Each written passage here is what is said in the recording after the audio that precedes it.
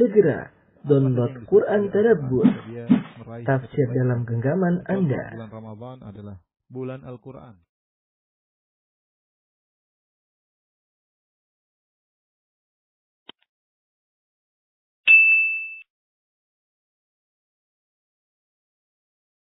Bismillahirrahmanirrahim. Assalamualaikum warahmatullahi wabarakatuh. Alhamdulillahi ala ihsani wa syukru lahu ala taufiqihi wa amtinani. Asyhadu an la ilaha illallah wahdahu la syarika lahu ta'ziman li sya'ni wa asyhadu anna Muhammadan abduhu wa rasuluhu da'ila ridwani. Allahumma salli alaihi wa ala alihi wa ashabihi wa ikhwani. Ikhwan dan akhwat para jemaah Masjid Al-Ikhlas Duku Bima yang dirahmati Allah Subhanahu wa taala. Insyaallah kita mulai membaca kitab Kasyfus Syubhat ya. Mungkin sebagian antum sudah punya kitabnya ya. Kasyfus Syubhat yaitu mengungkap syubhat-syubhat. Al-Faslul Awwal, fasal yang pertama, bayanun anna muhimmatar rusuli al-ula tahqiqu tauhidil ibadah. Penjelasan bahwasanya tugas utama para rasul yang pertama adalah mewujudkan tauhidul ibadah. Beliau Muhammad bin Abdul Wahab Syekh Abdullah Wahab rahimahullah taala berkata, "Alam rahimakallah, ketahuilah semoga Allah merahmatimu, anna tauhida, sungguhnya tauhid itu adalah huwa ifradullah subhanahu bil ibadah, yaitu mengesahkan Allah dalam peribadatan." Ini adalah makna tauhid. Tauhid adalah mengesahkan Allah dalam peribadatan. Itu hanya Allah yang berhak untuk disembah, diibadahi. Dan itulah yang kita ikrarkan setiap kita salat, iyyaka na'bud ya. Iyyaka na'bud, hanya kepada Engkau lah kami beribadah. Ini sudah saya sering sampaikan. Allah tidak menyuruh kita untuk mengatakan na'buduka, kepada kami beribadah kepadamu, na'buduka, kami beribadah kepadamu, tetapi kita disuruh mengatakan iyyaka na'bud, di mana objek yaitu maf'ul bih dikedepankan. Kalau na'buduka yaitu subjek, predikat, objek. Kami beribadah kepada Engkau. Kami adalah subjek, beribadah, predikat, kepada Engkau, objek. Tetapi kalau kita mengatakan na'buduka, kami beribadah kepada Engkau, bisa saja ada kemungkinan kita juga beribadah kepada selain Engkau. Tetapi ketika objek didahulukan, ada perubahan, bukan SPO tapi OSP ya. Iyyaka na'bud, maka artinya hanya kepada Engkau lah kami beribadah. Itu kami tidak beribadah kepada selain Engkau. Itulah intisari di tauhidul ibadah yang selalu kita nyatakan dalam salat kita. Kemudian Syekh Wahab rahimahullah berkata, wa huwa dinur rusuli, dan itu adalah agama para rasul, alladzi arsalahumullahu bihi ila ibadihi, yang para rasul tersebut Allah utus kepada hamba-hambanya. Fa awwaluhum Nuhun alaihi salam. Rasul yang pertama adalah Nabi Nuh alaihi salam. Ini benar, seluruh rasul Allah berfirman, ya, walau qad ba'atsna fi kulli ummatin rasulan an ibudullaha wajitanibu tagut. Sungguh kami telah mengutus bagi setiap umat seorang rasul, yang setiap rasul tersebut berkata, u'budullaha wajitanibu tagut. Sembahlah Allah semata dan jauhilah tagut. Mereka semua menyuruh kepada tauhidul ibadah, agar beribadah semata hanya kepada Allah. Seperti firman Allah Subhanahu wa taala, wa ila 'adin akhahum huda qala ya qaumi ibudullaha ma lakum min ilahin ghairuh. Dan kepada kaum 'Ad kami utus Nabi Hud. Dia berkata kepada kaumnya, ya, u'budullaha ma lakum min ilahin ghairu. Wahai kaumku, sembahlah Allah, tidak ada sesembahan bagi kalian selain Allah. Kemudian kepada kaum Samud, wa ila Samud akhahum salihan qala ya qaumi ibudullaha ma lakum min ilahin ghairu. Kepada kaum Samud kami utus Nabi Saleh, perkataannya sama. U'budullaha, sembahlah Allah semata, ma lakum min ilahin ghairu. Tidak ada sembahan bagi kalian selain Allah Subhanahu wa taala. Demikian juga seluruh nabi.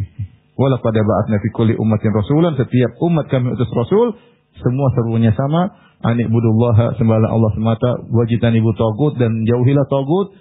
Tagut yaitu semua yang disembah selain Allah. Semua sesembahan selain Allah adalah tagut, harus dijauhi. Ini menunjukkan bahwasanya agama intisari dakwah para rasul adalah ifradullahi bil ibadah, yaitu mengesahkan Allah dalam peribadatan. Hanya Allah yang berhak disembah. Dan itulah hubungan yang bukti bahwa seorang adalah hamba, yaitu dia beribadah kepada Sang Pencipta.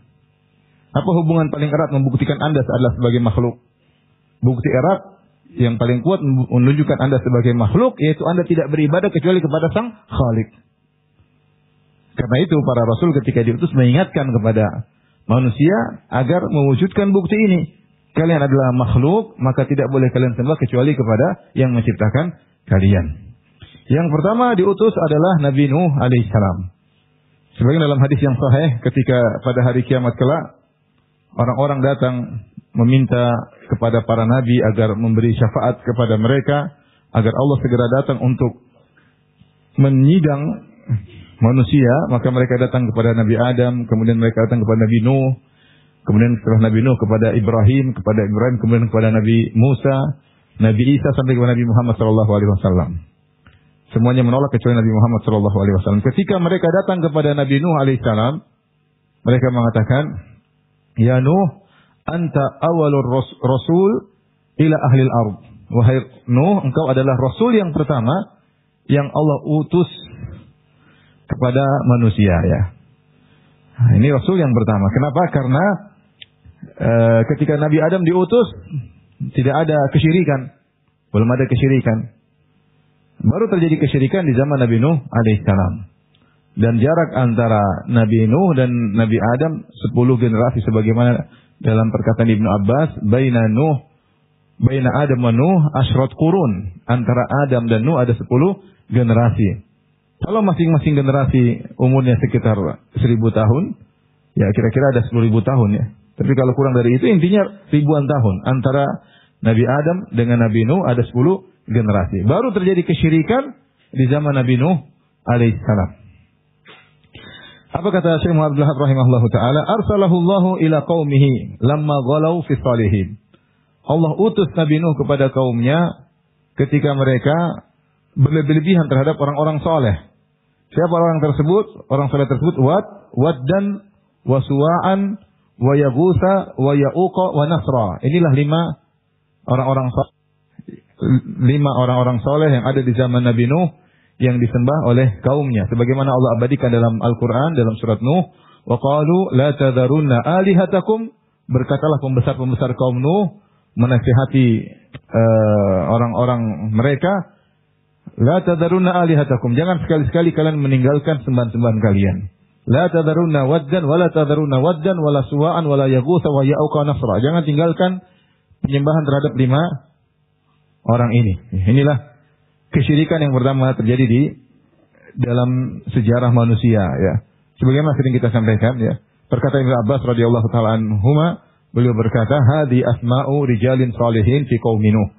Wat Suwa Yaghus Ya'uq Nasr adalah nama-nama orang soleh di zaman kaum Nabi Nuh yang mereka sering beribadah kepada Allah Subhanahu wa taala. Falamma halaku, tatkala mereka meninggal dunia, ya, auha syaitan ila qaumihim anin sabu fi majalasihim allati kanu yajlisuna fiha ansaba wa sammuha bi asma'ihim.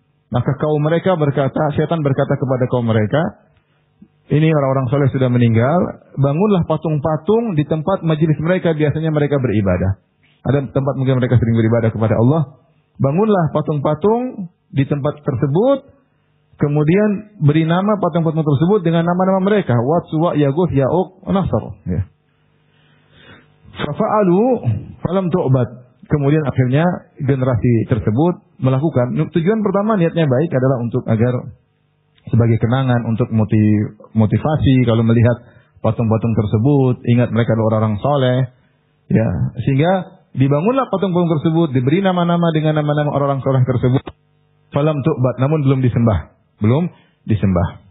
Setan juga ketika pertama kali menyuruh mereka bangun patung, setan tidak suruh langsung disembah, karena kalau disuruh sembah mereka tidak akan menyembah, karena masih ada ilmu, masih ada dakwah, ya, sehingga setan juga bertahap ketika menggoda. Sabar, ya, tidak buru-buru, ya.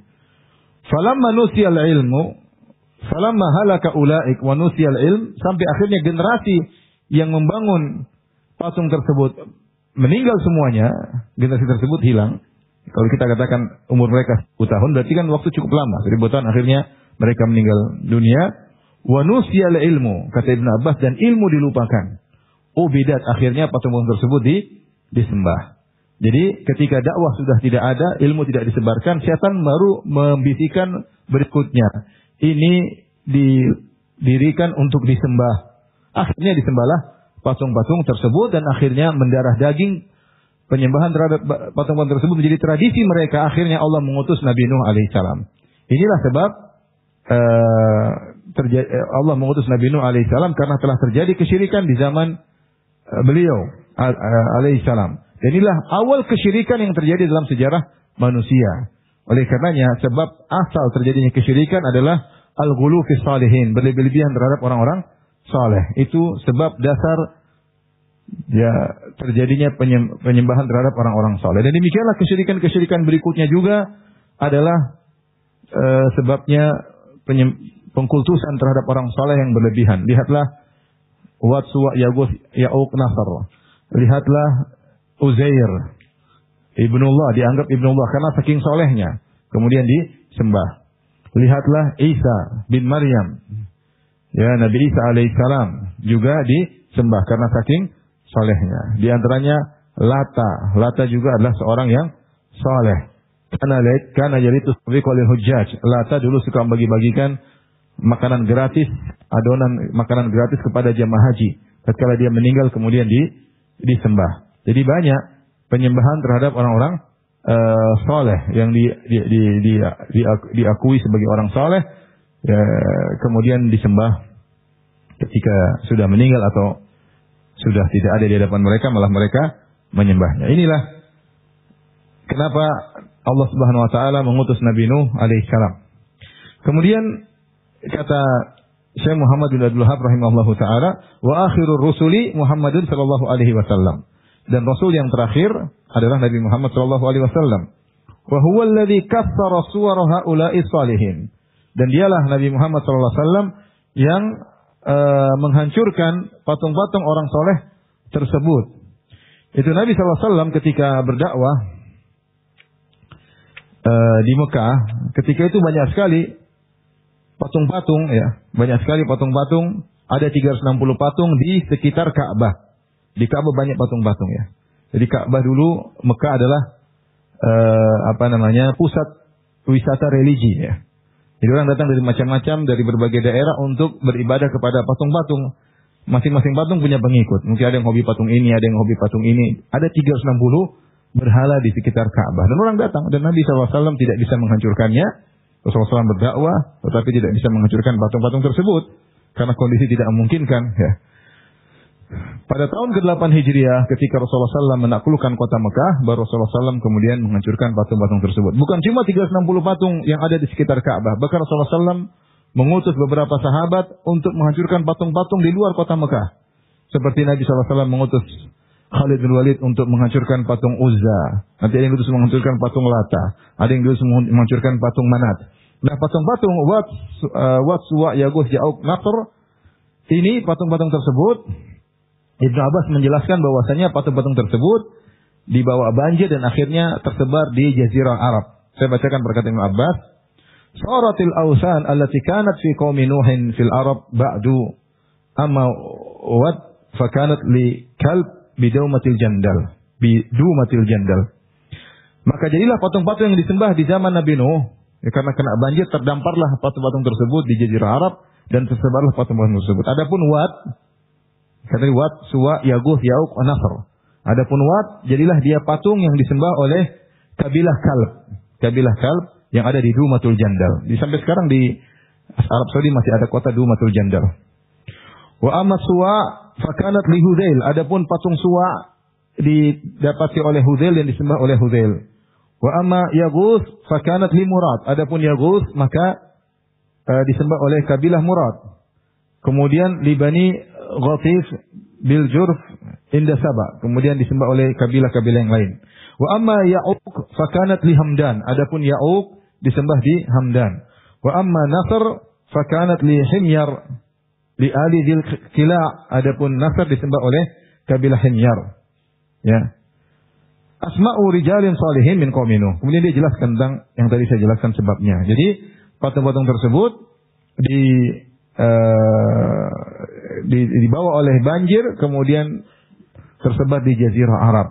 Dan Rasulullah SAW setelah adanya Islam, Rasulullah SAW yang menghancurkan patung-patung tersebut. 360 patung di sekitar Ka'bah Rasulullah SAW hancurkan. Kemudian Rasulullah SAW kirim para sahabat untuk menghancurkan patung-patung di sekitarnya. Dan kemungkinan besar termasuk patung-patung tadi. Makanya Syekh Muhammad Abdul Wahhab rahimahullahu ta'ala berkata, wa huwa alladhi kassara suwara haula'i salihin. Dan dialah Muhammad SAW yang menghancurkan patung-patung tadi. Watsuwa yaghus ya'uq nasr. Dia patung tersebut bertahan ya. Bertahan sampai zaman Nabi. Dari zaman Nabi Nuh sampai zaman Nabi. Berapa ribu tahun panjang ya. Tidak hancur-hancur ya. Tapi kemudian dihancurkan oleh Nabi SAW. Kata Syekh Muhammad Abdul Wahhab rahimahullahu ta'ala, arsalahu Allahu ila unasin yata'abbaduna. Allah mengutus Nabi Muhammad SAW pada suatu kaum, maksudnya kaum Quraisy dan orang-orang Arab sekitarnya, kabilah-kabilah sekitarnya, yang sifat mereka yata'abbadun, mereka beribadah kepada Allah. Allah tidak mengutus Nabi SAW kepada kaum ateis. Benar di antara mereka ada yang ateis, ada, tapi kita bisa. Jadi orang musyrikin di zamannya bermacam-macam. Ada yang Nasrani, ada yang Yahudi, ada Majusi, ya. Ada penyembah berhala, ada ateis, ya ada. Tetapi secara umum mereka ateis. Secara umum mereka adalah kaum yang juga mengenal Allah, bahkan mereka juga beribadah. Ila qaumin yata'abbadun, mereka beribadah kepada Allah, wa yahujjun, mereka berhaji. Terlalu banyak dalil akan hal tersebut. Mereka berhaji, mereka berumrah. Wa yatasaddaqun, mereka bersedekah, wa yadhkurullaha katsira, dan mereka juga banyak berzikir kepada Allah Subhanahu wa taala. Akan tapi meskipun mereka beribadah kepada Allah, walakinnahum yaj'aluna ba'dal makhluqat wasa'ita bainahu wa bainallah. Akan tapi mereka menjadikan sebagian makhluk perantara antara mereka dengan Allah Subhanahu wa taala dalam beribadah. Ketika mereka beribadah, mereka menjadikan sebagian makhluk. Jadi mereka beribadah kepada makhluk tersebut supaya sampai kepada Allah. Tidak langsung beribadah kepada Allah. Saya beribadah dulu kepada makhluk, kemudian beribadah kepada Allah Subhanahu wa ta'ala. Seharusnya ibadah langsung pada Allah, tidak perlu pakai perantara. Perantara yang Allah kirim untuk menjelaskan syariat, bukan untuk diibadahi. Allah punya perantara, yaitu para rasul, para malaikat. Ya. Allah Subhanahu wa ta'ala memilih sebagian malaikat dan sebagian manusia sebagai rusulan, sebagai para rasul, ya. Yaitu perantara antara Allah dengan manusia. Dalam rangka apa? Dalam rangka untuk menyampaikan syariat, bukan untuk diibadahi. Adapun diibadahi tidak perlu pakai perantara, langsung kepada Allah. Tetapi orang-orang ini, orang-orang Quraisy yang Allah mengutus Nabi Muhammad kepada mereka sallallahu alaihi wasallam, mereka menjadikan sebagian makhluk perantara antara mereka dengan Allah. Dan mereka berdalih, yaqulun nuridu minhum taqarruba ila Allah. Kami ingin dengan beribadah kepada perantara-perantara ini agar kami bisa dekat dengan Allah. Wa nuridu syafa'atahum indahu, dan kami ingin mendapatkan syafaat perantara ini di sisi Allah Subhanahu wa taala. Mithl malaikah, makanya di antara mereka ada yang menyembah malaikat. Wa Isa bin Maryam, di antara mereka ada yang menyembah Isa bin Maryam. Wa unasin ghairihi minas salihin, dan juga ada orang-orang saleh yang mereka sembah selain Nabi Isa alaihissalam. Faba'atsallahu Muhammadan sallallahu alaihi wasallam, maka Allah pun mengutus Nabi Muhammad sallallahu alaihi wasallam, yujaddidu lahum dina abihim Ibrahim, untuk memperbaharui bagi mereka agama nenek moyang mereka Ibrahim, karena Quraisy semuanya keturunan siapa? Ibrahim, Ismail bin Ibrahim. Semua Quraisy keturunan Ismail bin Ibrahim, ya. Dan mereka adalah al-Arab al-Musta'rabah. Nabi ingin memperbaharui agama nenek moyang mereka, agama Ibrahim yang telah dirusak-rusak, tercampur dengan syirik dan bid'ah. Alaihissalam. Wa yukhbiruhum anna hadha taqarruba wal i'tiqada mahdhu haqqillah. Dan Nabi Muhammad SAW mengabarkan kepada mereka bahwasanya beribadah seperti ini dan keyakinan terhadap seperti ini hanyalah hak murni Allah Subhanahu wa taala. La yasluhu minhu syai'un li ghairillah, tidak boleh sedikit pun diserahkan kepada selain Allah. La li malakin muqarrabin, tidak boleh diserahkan kepada malaikat. Ibadah, kedekatan ibadah tidak boleh diserahkan kepada selain Allah, tidak boleh diserahkan kepada malaikat yang didekatkan kepada Allah. Wala nabi li nabiyyin mursal, dan juga tidak boleh diserahkan kepada nabi yang diutus, fadlan an ghairihi, apalagi diserahkan kepada selain malaikat dan selain rasul. Wa illa fa haula'il musyrikun yashhaduna anna Allaha huwal khaliq. Ya. Padahal orang-orang musyrikun tersebut, orang musyrikin, orang Quraisy, mereka bersaksi bahwasanya Allah lah sang pencipta wahdahu. Hanya Allah yang menciptakan. La syarika lahu, tidak ada yang bersama Allah dalam menciptakan. Ini keyakinan orang-orang Quraisy. Mereka yakin yang mencipta hanya Allah Subhanahu wa taala. Wa annahu la yarzuqu illahu, dan mereka yakin bahwasanya tidak ada yang memberi rezeki kecuali Allah semata. Wa la yuhyi wa la yumit illahu, tidak ada yang menghidupkan, tidak ada yang mematikan kecuali Allah semata.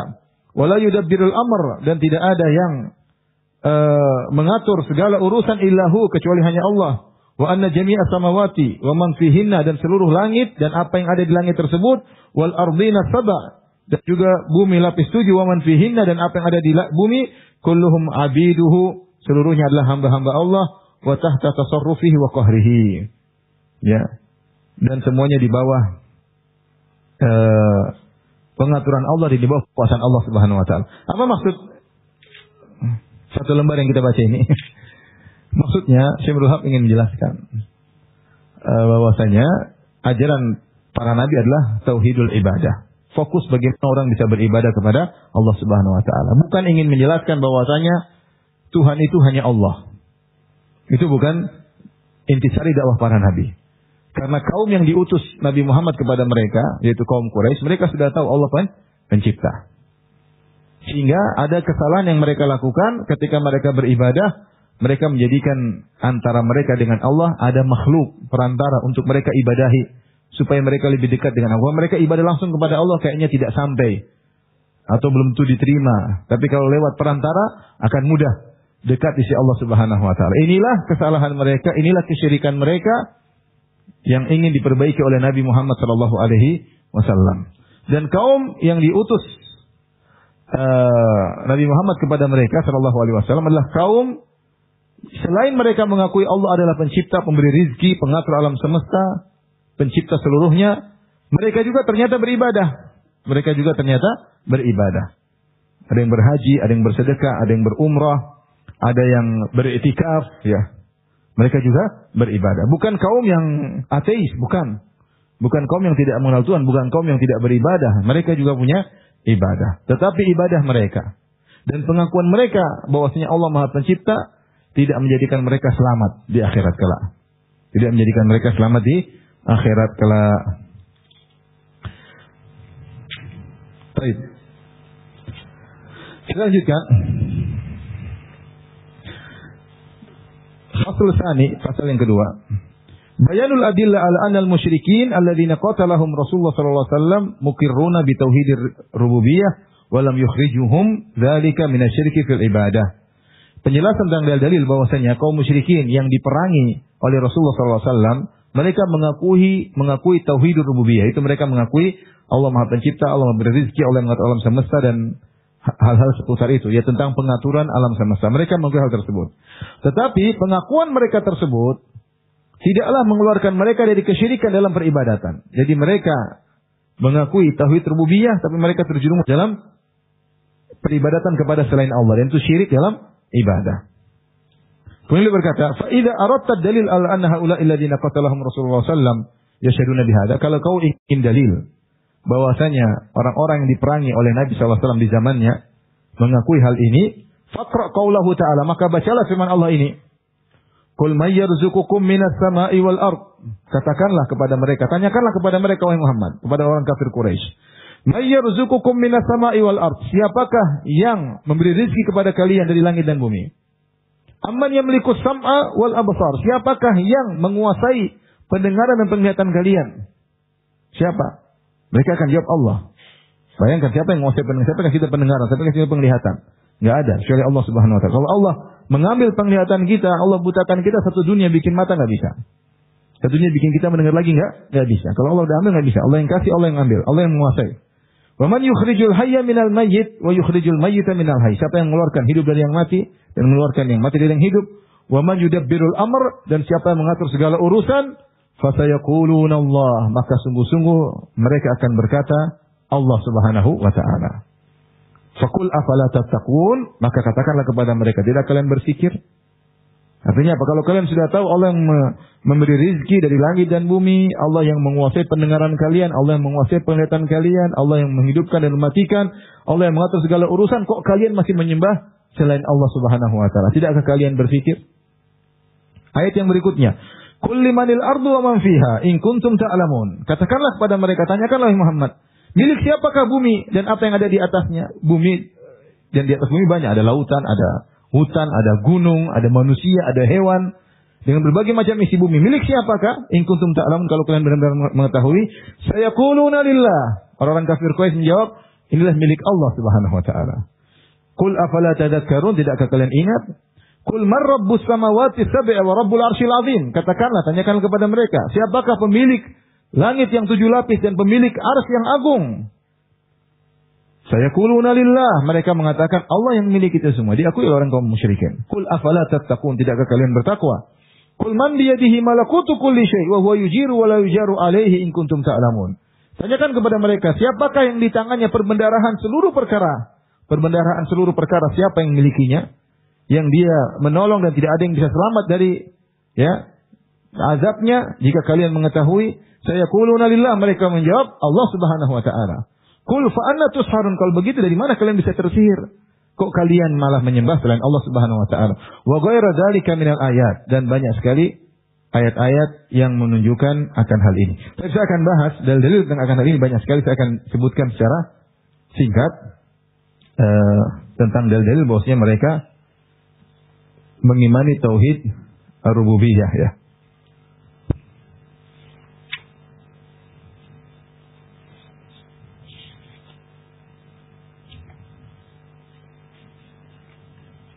Ini penting ikhwan ya, karena nanti akan kita bahas. Orang-orang ahlul bidah tidak mau membedakan rububiyah, uluhiyah. Mereka nggak mau. Mereka bilang rububiyah, uluhiyah sama saja. Nanti masalah ibadah, kata mereka bahwasanya selama seorang mengakui tidak ada pencipta selain Allah, maka apapun yang dia lakukan tidak akan terjerumus dalam syirik.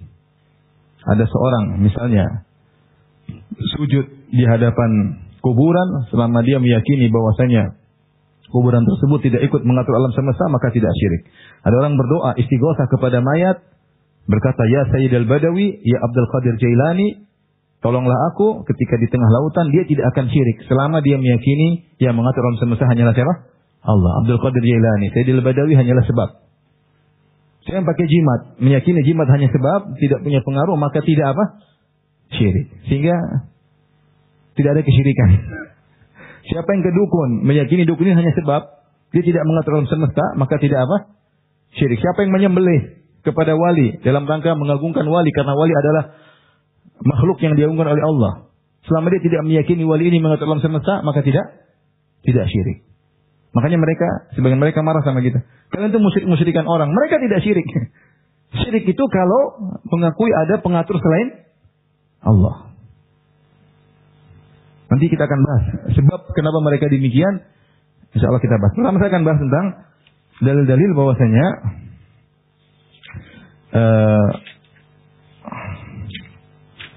kaum musyrikin mengakui rububiyah Allah Subhanahu secara global ya. Tentu mereka punya kekurangan juga dalam tauhid rububiyah. Sebagaimana kaum muslimin sekarang juga terjerumus dalam kesyirikan dalam rububiyah, seperti mengatakan kalau bukan dokter tentu saya sudah meninggal. Ini juga syirik rububiyah. Atau mengatakan demi Allah, demi Rasul, ini juga syirik dalam tauhid rububiyah. Tetapi secara umum kaum musyrikin di zaman Nabi SAW mereka mengakui tauhid rububiyah. Tidak ada pencipta, tidak ada pemberi rezeki, tidak ada pengatur, tidak ada yang menguasai pendengaran dan penglihatan, tidak ada pemilik langit yang 7, bumi yang 7 lapis, kecuali hanya siapa? Allah Subhanahu wa taala. Dalam ayat yang lain, wala in sa'altahum man khalaqahum. Kalau kau bertanya kepada mereka, siapa yang ciptakan diri kalian? La yaqulun Allah, kata mereka sungguh-sungguh menciptakan kami hanyalah Allah Subhanahu wa taala. Baik, untuk bisa catat dalil-dalil yang menunjukkan bahwasanya mereka mengakui Allah Maha Pencipta. Yang pertama, mereka mengaku tadi ayat yang kita sebutkan, pengakuan mereka, pernyataan mereka langsung bahwasanya mereka mengakui Allah Maha Pencipta. Kalau ditanya, dan ini bisa terdapat dalam surat Yunus ayat 31, Kemudian surat Luqman ayat 25, surat Az-Zukhruf ayat 87, surat Al-Mu'minun 84 sampai 89. Di antaranya saya ulangi, surat Yunus 31, surat Luqman 25, surat Az-Zukhruf 87, surat Al-Mu'minun 84 sampai 89. Ini dalil pertama bahwasanya mereka mengakui Allah Maha Pencipta. Dalil yang kedua,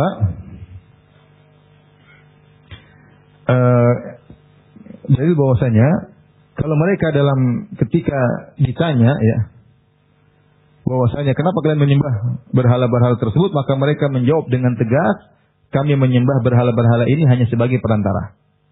Hanya sebagai apa? Perantara. Dalilnya adalah surat Az-Zumar ayat 3. Surat Az-Zumar ayat 3. Ini yang kedua, mereka menjelaskan kami menyembah berhala-berhala ini atau sembahan-sembahan, mau malaikat, mau Nabi Isa, mau Uzair, mau Lata, mau siapapun, Hubal atau berhala-berhala yang lain, adalah mendekatkan dalam rangka mendekatkan mereka kepada Allah. Paham? Bukan karena sesembahan-sembahan ini menciptakan alam semesta, enggak. Bukan kan? Tidak ada orang Quraisy mengatakan mereka bikin patung, mereka bilang patung ini menciptakan alam semesta, enggak ada. Patung-patung itu hanyalah simbol-simbol dari orang-orang soleh atau ruh-ruh soleh atau malaikat yang mereka yakini sebagai putri-putri Allah Subhanahu wa Ta'ala. Bukan sekedar patung mereka bikin kemudian mereka bilang patung ini menciptakan alam semesta, enggak ada. Itu bukan keyakinan mereka. Ya, jadi mereka dengan tegas mengatakan kami menyembah berhala-berhala simbol-simbol orang soleh ini adalah untuk mendekatkan kami kepada Allah. Dalilnya pertama surat Az-Zumar ayat 3. Saya bacakan. Allah berfirman, "Walladzina ittakhadhu min dunihi awliya ma na'buduhum illa liyuqarribuna ila Allahi zulfa." Dan orang-orang yang mengambil wali-wali selain Allah yang mereka sembah, mereka berkata, "Ma na'buduhum," kami tidak menyembah wali-wali tersebut illa liyuqarribuna ila Allahi zulfa, kecuali untuk mendekatkan kami kepada Allah dengan kedekatan sedekat-dekatnya. Ini pengakuan mereka. Kalau ditanya, kenapa ya? Untuk agar dekat dengan Allah. Mereka tidak bilang kami menyembah berhala-berhala ini karena berhala ini kasih rezeki sama kami. Karena berhala-berhala ini memberikan anak bagi kami. Enggak ada. Mereka bilang untuk memberikan kami kepada Allah. Berkata Ibnu Jarir At-Tabari. Saya nukil perkataan Ibnu Jarir At-Tabari, Imamul Mufassirin, imamnya para ahli tafsir. Yaqulu ta'ala, "Walladzina takhadhu min dunillahi awliya yatawallawnahum wa ya'budunahum," dan orang-orang mengambil wali-wali selain Allah yang mereka berwala kepada wali-wali tersebut, mereka beribadah kepada wali-wali tersebut min dunillahi selain Allah, yaquluna lahum, mereka berkata, "Ma na'budukum," mereka berkata kepada teman-teman mereka, "Ma na'budukum ayyuhal alihatu illa lituqarribuna ila Allahi zulfa." Kami tidak menyembah kalian wahai sembahan-sembahan kami kecuali agar kalian mendekatkan kami kepada Allah. Qurbatan wa manzila, agar tempat kami semakin dekat dengan Allah. Wa tashfa'u lana indahu fi hajatina, dan agar kalian memberi syafaat bagi kami kalau kami punya keperluan-keperluan. Jadi mereka kalau minta langsung sama Allah kayaknya sulit sampai, mereka minta lewat apa? Sembahan-sembahan mereka. Supaya kalian menjadi syafaat di sisi Allah agar hajat kami mudah dikabulkan. Ini bukan perkataan Ibnu Taimiyah, ini bukan perkataan Syekh Abdul Wahab. Ini saya menukilkan perkataan siapa? Ibnu Jarir At-Tabari, imamnya para ahli tafsir. Baik. Ayat yang kedua serupa, yaitu dalam surat Yunus ayat 18. Wa ya'buduna min dunillahi ma la yadhurhum wa la yanfa'uhum. Mereka beribadah kepada Allah yang mereka tahu bahwasanya ya, selain Allah tersebut la yadhurhum wa la yanfa'uhum, tidak bisa beri mudarat kepada mereka, tidak bisa beri manfaat kepada mereka. Mereka tahu. Tetapi apa syubhat mereka? Wa yaqulun, mereka berkata, haula'i syufa'auna indallah, ini hanyalah pemberi syafaat bagi kami di sisi Allah. Paham? Ini pemberi syafaat bagi kami di sisi Allah. Qul atunabbi'una Allah bima la ya'lamu fis samawati wal fil ardh. Apa kalian mengabarkan kepada Allah yang Allah tidak tahu tentang perkara langit dan Allah pasti tahu. Itu semua kebohongan. Subhanahu wa ta'ala amma yusyrikun. Maha suci Allah dari kesyirikan yang mereka lakukan. Jadi mereka tahu ini tidak beri manfaat, tidak beri mudarat ya. Dan saya lanjutkan ayat berikutnya. Selanjutnya surat Al-Ahqaf ayat 28. Bahwasanya mereka hanya menjadikan teman-teman mereka sebagai pendekat mereka kepada Allah. Dalam surat Al-Ahqaf ayat 28, "Falaula nasarahumul ladzina takhadhu min dunillahi qurbanan aliha." Perhatikan, Allah mengejek mereka. Cobalah yang mereka sembah selain Allah dulu kurbanan untuk mendekatkan diri mereka kepada Allah. suruh tolong mereka ketika di akhirat kelak. Jadi Allah ngejek mereka, kalian dulu di dunia ada nyembah berhala-berhala, sembahan-sembahan kalian, kurbanan yang kalian menyembah berhala-berhala tersebut, sembahan-sembahan tersebut, orang-orang soleh tersebut untuk mendekatkan diri kalian kepada Allah. Kalian jadikan mereka sebagai Tuhan-Tuhan selain Allah dalam rangka mendekatkan diri kalian kepada Allah. Apakah mereka bisa menolong kalian? Bal dhallu anhum, bahkan mereka tidak bisa menolong kalian. Wa dzalika ifkuhum ma kanu yafsan, itulah kedustaan mereka. Ini 3 ayat ya. Saya bacakan perkataan Ibnu Jarir At-Tabari tentang ayat Al-Ahqaf, surat Al-Ahqaf ayat 28.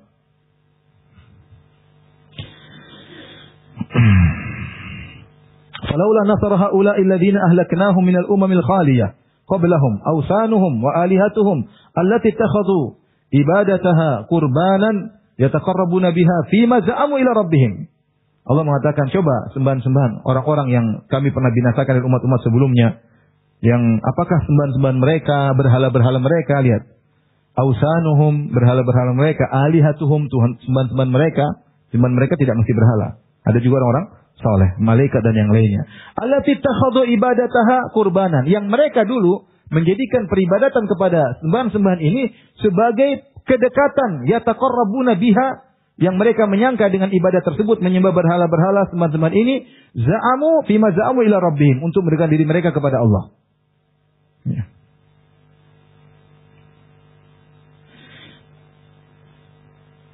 Ifja'ahum ba'suna ila rabbihim minna ifja'ahum ba'suna, kalau datang ketika datang siksaan kami, apakah sembahan-sembahan mereka bisa menolong? Kalau datang siksaan enggak bisa. Mereka menyangka sembahan-sembahan mereka pemberi syafaat, mendekatkan mereka kepada Allah, tapi begitu datang siksaan mereka tidak bisa membantu ya. Kemudian fatungkituhum min adzabina in kana tashfa'u lahum 'inda rabbihim kama yaz'umun. Apakah mereka bisa menyelamatkan mereka dari azab kami? Sebagaimana persangkaan mereka dahulu di dunia bahwasanya sembahan mereka beri syafaat. Lah, kalau gitu kasih syafaat agar Allah tidak mengadab mereka. Intinya ini ayat-ayat menunjukkan bahwasanya sembahan-sembahan tersebut disembah bukan karena mencipta, bukan karena memberi rezeki, tapi untuk mendekatkan diri mereka kepada Allah Subhanahu wa taala. Dan itu adalah hal yang yang juga dialami oleh umat-umat sebelumnya. Saya bacakan seperti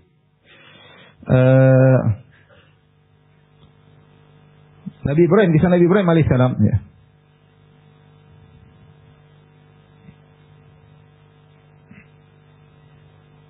Nabi Ibrahim, lihat ya, dalam surat Asy-Syu'ara ayat 69 dan seterusnya, saya bacakan. Watlu alaihim naba Ibrahim. Ya. Bacakanlah kepada mereka tentang kisah Nabi Ibrahim. Idz qala li abihi wa qaumihi ma ta'budun. Tatkala Ibrahim berkata kepada ayahnya dan kepada kaumnya, apa yang kalian sembah? Qalu na'budu asnaman fanadhallu laha akifin. Kami sedang menyembah berhala-berhala. Kami iktikaf di sini, nongkrong di sini untuk menyembah berhala tersebut. Ibrahim bertanya, apakah mereka menyembah berhala ini karena meyakini berhala menciptakan, memberi rezeki? Ibrahim tanya mereka, qala hal yasma'unakum istad'un? Apakah berhala-berhala tersebut mendengar kalian ketika kalian berdoa kepada berhala-berhala tersebut? Au yanfa'unakum au yadurrun? Ataukah berhala-berhala tersebut memberi manfaat kepada kalian atau memberi mudarat? Mereka tidak bilang iya. Ibrahim tanya, kalian menyembah berhala-berhala ini, apakah berhala ini dengar? Apakah berhala ini mendengar kalau kalian berdoa? Apakah berhala ini memberi manfaat, beri mudarat kepada kalian? Mereka jawabnya tidak. Tapi mereka tidak mengatakan iya. Karena mereka tidak meyakini hal tersebut. Tapi mereka langsung berpaling dan berkata, qalu bal wajadna aba'ana kadzalika yaf'alun. Kami melakukan ini karena ikut tradisi nenek moyang kami dulu seperti ini. Saya bacakan perkataan dari tafsir. Perkataan Tabari. Au yanfa'unakum ayadurrun, pertanyaan Ibrahim kepada mereka. Apa kalian sembah patung-patung ini karena memberi manfaat, beri mudarat? Yaqulu awatanfa'ukum hadhil asnam. Ini Ibnu Jarir At-Tabari menafsirkan ayat ini. Ibrahim berkata kepada mereka alaihissalam, apakah patung-patung ini beri manfaat kepada kalian? Fayarzuqunakum syai'an ala ibadatikumu. Apakah kalau kalian beribadah kepada patung-patung ini, patung-patungnya akan beri rizki kepada kalian? Au yadurrunukum fayuaqibunakum ala tarkikum ibadataha bi an yaslabukum amwalakum. Apakah kalau kalian tidak beribadah kepada patung-patung tersebut, lantas patung-patung ini akan beri hukuman kepada kalian, harta kalian diambil oleh patung-patung tersebut? Au yuhlikukum, atau membinasakan kalian? Ya. Qalu bal wajadna aba'ana kadzalika yaf'alun. Mereka tidak bisa jawab, mereka mengatakan kami begini karena nenek moyang kami seperti ini. Kata Ibnu Jarir at-Tabari, fil kalami matrukun ustughniya bidalalati ma dzukira amma turik. Wa dzalika jawabuhum Ibrahim an mas'alatihi iyyahum hal yasma'unakum id tad'un aw yanfa'unakum aw yadurrun. Fakana jawab iyyahu la ma yasma'unana idza da'awnana wala yanfa'unana wala yadurruna. Yadullu ala annahum bidzalika ajabu. Jadi ada jawaban yang tidak Allah sebutkan. Kata Ibnu Jarir at-Tabari, mereka sebenarnya menjawab, enggak. Ini patung tidak dengar kami. Ini kalau kami berdoa dia tidak dengar. Ini patung tidak bisa beri manfaat kepada kami. Ini patung tidak bisa mudarat kepada kami. Paham? Jadi kaum Ibrahim menyembah patung-patung bukan karena apa? Mengharapkan apa? Manfaat dan mudarat. Tetapi tadi karena ada syafaat yang diharapkan. Paham?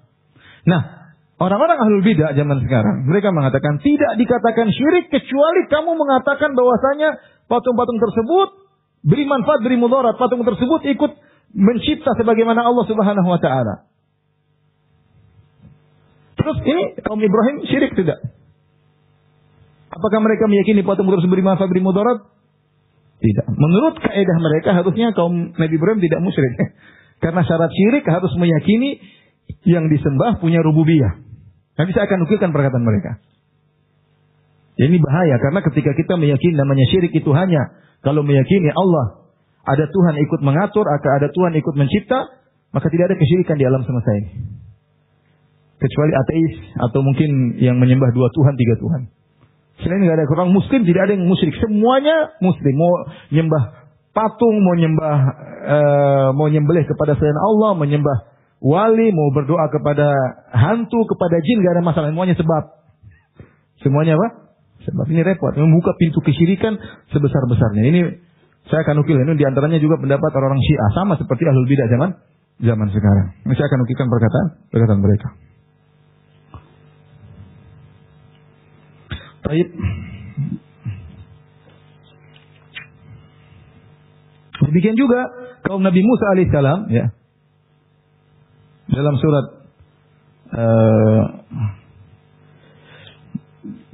surat Toha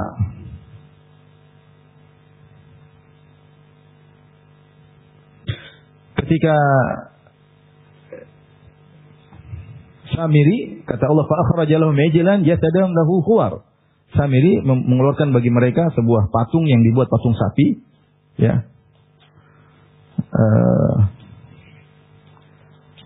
Kemudian ada suaranya. Faqalu hadza ilahukum wa ilahu Musa. Kemudian mereka berkata, ini Tuhan kalian, Tuhan Musa. Fanasit, Musa lupa Tuhannya di sini. Patung ini ngapain dia pergi ke Bukit Tursina mencari bertemu Allah. Ini Tuhannya juga. Allah berkata, afala yarawna alla yarji'u ilahum qawlan wa la yamliku lahum darran wa la naf'a. Tidakkah mereka melihat bahwasanya patung ini tidak bisa menjawab perkataan mereka dan tidak bisa beri mudarat dan tidak bisa beri manfaat. Artinya kaum Nabi Musa tahu mereka menyembah patung tidak bisa apa-apa. Tidak bisa beri manfaat, tidak bisa beri mudarat. Artinya kalau kita pakai kaidahnya al-bidah bahwasanya namanya syirik itu hanya meyakini ada pencipta, bisa mencipta, bisa mengatur alam semesta, ya. Kaum Nabi Musa pun tidak melakukan kesyirikan ketika menyembah patung sapi. Kaum Ibrahim tidak melakukan kesyirikan ketika menyembah patung-patung tersebut karena mereka tidak meyakini patung tersebut bisa beri manfaat, tidak bisa beri apa? Mudarat. Baik, demikian saja kajian kita. Antum bersabar, insyaallah kita lanjutkan pekan depan. Masih dalil belum selesai, kita lanjutkan pekan depan insyaallah. Demikian wabillahi taufiq wal hidayah. Assalamualaikum warahmatullahi wabarakatuh.